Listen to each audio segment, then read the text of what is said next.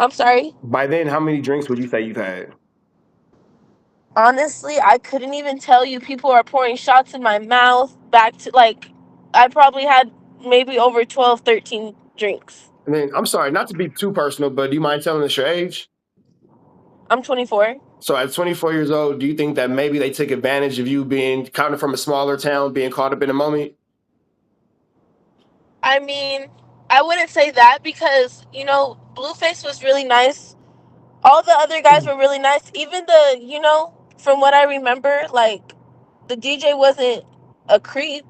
It was like everybody was cool. So I guess that's probably why, like, I felt comfortable to get that loaded.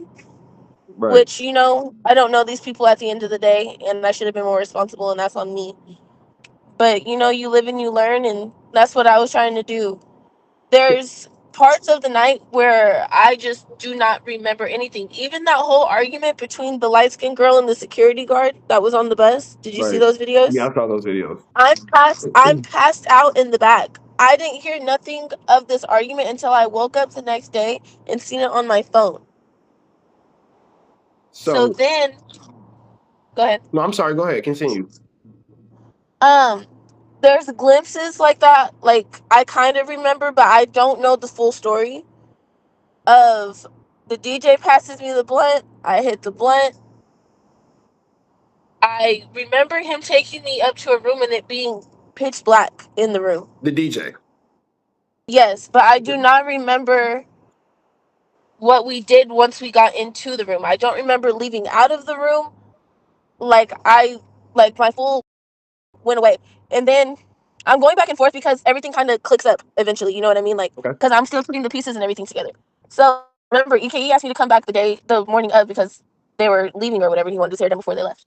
So I don't wake up the next day until 6 p.m. I don't even remember how I got home. Like my phone was dead by the time we left the show. And then when I get there, because I texted him and I was like, oh, dang, like, did you guys leave already at this time? And he's like, no, we're still here. Can you come? And I'm like, yeah, of course. Like, I'll be there in a second. I just live down the street. And so I get there. I'm waiting. I go to the tour bus to see, like, if he's on the bus. It's one Chick Jay and then some guy named Trey that are on the bus. And then, sorry, my son's crying. That's all good. And then, I'm like, is EKE down here? And they're like, no, but you can wait until he comes down here. And I'm like, oh, okay. And so I'm waiting, and I'm like, dang, he's kind of taking a long time. So I get up and I go back into the lobby. Once I walk into the lobby, EK, like, we dang near, like, ran into each other. Like, we ended up meeting in the lobby. We go back to the bus. I do his hair. Well, I started doing his hair, but then it got dark, and I'm like, the lighting down here isn't very good. So we go to the room and do your hair. At this point, we've been laughing, talking, and then